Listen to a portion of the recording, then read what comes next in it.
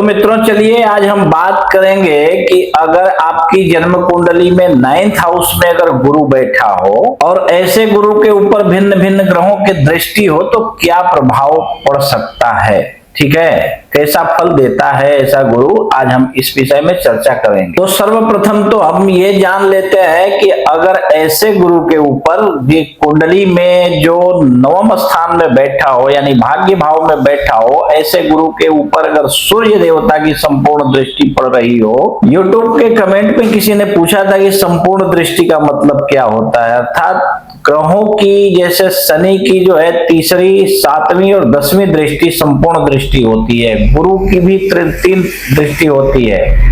और शनि देवता की भी 3 दृष्टि होती है। तो ऐसे में जो दृष्टि संपूर्ण होती है, कुछ त्रिपाद दृष्टि से देखते हैं, कुछ आधी दृष्टि से देखते हैं, परंतु 7वें घर को संपूर्ण दृष्टि से देखते हैं तथा गुरु, शनि और मंगल इन तीनों ग्रहों को थोड़ी सी विशेष दृष्टि प्राप्त है। ठीक है, तीसरा, 7वां और 8वां घर मंगल देखता है संपूर्ण दृष्टि से, तो ये होता है संपूर्ण दृष्टि। ठीक है, और अगर संपूर्ण दृष्टि से सूर्य देवता देख रहे हो यहाँ पे, तो निश्चित रूप से ऐसा जातक बहुत बड़ा राजा होता है अथवा राजा का मंत्री होता है अथवा मंत्री होते हुए भी राजा से कम प्रभावी नहीं होता है, राजा के समान ऐश्वर्यशाली और प्रभावी ऐसा जातक हो सकता है। और यदि ऐसा गुरु सूर्य और चंद्रमा दोनों से देखा जा रहा हो तो यहाँ पे क्योंकि सूर्य और चंद्रमा एक साथ बैठे हो तो अमावस्या दोष बन जाता है। इसके परिणाम स्वरूप ऐसा जातक निंदित पद पर प्रतिष्ठित होता है परंतु बहुत उच्च श्रेणी का होता है और ऐसे जातक की आयु भी बहुत ही लंबी होती है। ठीक है, अब यहाँ पे एक और बात है कि अगर सूर्य और चंद्रमा दोनों अगर बलवान होकर के इनकी संपूर्ण बलवान दृष्टि अगर गुरु के ऊपर पड़ रही हो, 9th हाउस में बैठे हुए गुरु के ऊपर, तो निश्चित रूप से ऐसा जातक बहुत ही विख्यात होता है, बहुत ही विद्वान होता है, विद्वान पंडित हो सकता है। पंडित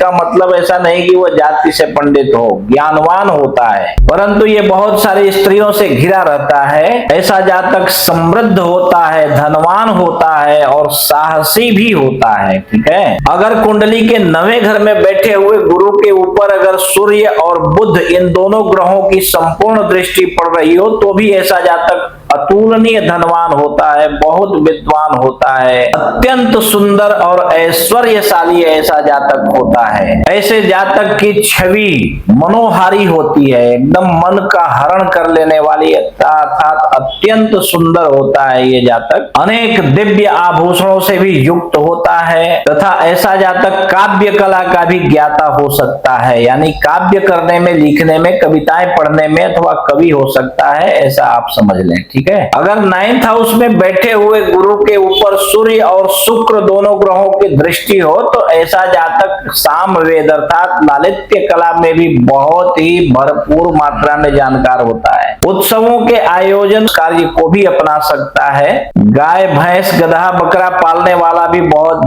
बड़े स्तर पे यानी खटाल खोलने वाला भी हो सकता है तथा ऐसा जातक अत्यंत साहसी भी होता है और रंगरसिया तो होता ही है। ठीक है, अब 9th हाउस में बैठे हुए गुरु के ऊपर अगर सूर्य और शनि इन दोनों पिता पुत्र की दृष्टि हो तो क्या फल होता है। ऐसे में ऐसा जातक कोषाधिपति हो सकता है, कोषाध्यक्ष हो सकता है अथवा आज के समय में कहें तो कैशियर हो सकता है, संग्रहकर्ता अथवा कलेक्शन करने वाला भी ऐसा जातक हो सकता है अपने जीवन में। अत्यंत चतुर, विख्यात और विद्वान भी ऐसा जातक देखा गया है और कभी कभी देखा गया है कि ऐसा जातक जो होता है देश के गुरु के पद पे प्रतिष्ठित होता है अथवा बहुत बड़े मंत्री के पद पे भी प्रतिष्ठित होता है और देश का अग्रणी भी हो सकता है, जिसे नायक कहा जाता है, ऐसा भी ये जातक हो सकता है अपने जीवन में। ठीक है, और अगर 9वें घर में बैठे हुए गुरु के ऊपर केवल चंद्र देवता की यदि दृष्टि हो तो निश्चित रूप से ये प्रिय कांता को भोगने वाला अर्थात सुंदर पत्नी जिससे ये अत्यधिक प्रेम करने वाला होता है, ऐसी पत्नी का भोग करने वाला, रमण में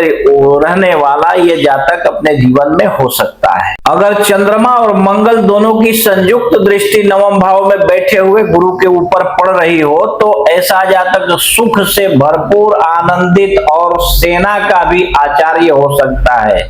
अर्थात सेना में सेना नायक हो सकता है अथवा सेना में जो धर्मगुरु का पद होता है ऐसे पद पर भी प्रतिष्ठित हो सकता है। ये अत्यंत सुंदर और ऐश्वर्यशाली होता है या बहुत बड़ा मंत्री अपने जीवन में हो सकता है। ठीक है, चंद्र और बुध की सम्मिलित दृष्टि अगर नवम भाव में बैठे हुए गुरु के ऊपर हो तो निश्चित हो जाता है कि ऐसा जातक जो होता है अपने घर को साज सज्जा से संवार कर बहुत ही सुंदर और आरामदायक सुख पूर्वक जीने वाला जिंदगी का निर्माण करता है और इन सब का भोग करने वाला तेजस्वी और ऐश्वर्य से युक्त, क्षमाशील और बुद्धिमान भी होता है ऐसा जातक। ठीक है, तो अगर आपकी कुंडली में 9th हाउस में बैठे हुए गुरु के ऊपर चंद्रमा और शुक्र दोनों की संपूर्ण दृष्टि पड़ रही हो तो निश्चित रूप से ऐसा जातक अपने जीवन में धनवान होता है, कर्मठ होता है, कर्म से सदैव युक्त रहने वाला होता है, सुंदर आचरण व्यवहार को करने वाला होता है, शूरवीर होता है तथा अनेक तरह से ये जातक संपन्न देखा गया है। ठीक है, तो इसी प्रकार आप भी अपनी कुंडली देखिए और अपने बारे में समझ लीजिए और अगर आपको समझ में ना आवे तो किसी कुशल श्रेष्ठ विद्वान ज्योतिषी को अपनी कुंडली दिखाइए और अगर ऐसा विद्वान व्यक्ति आपको आपके आजू बाजू में ना मिले तो आप अपनी कुंडली हमें दिखाइए,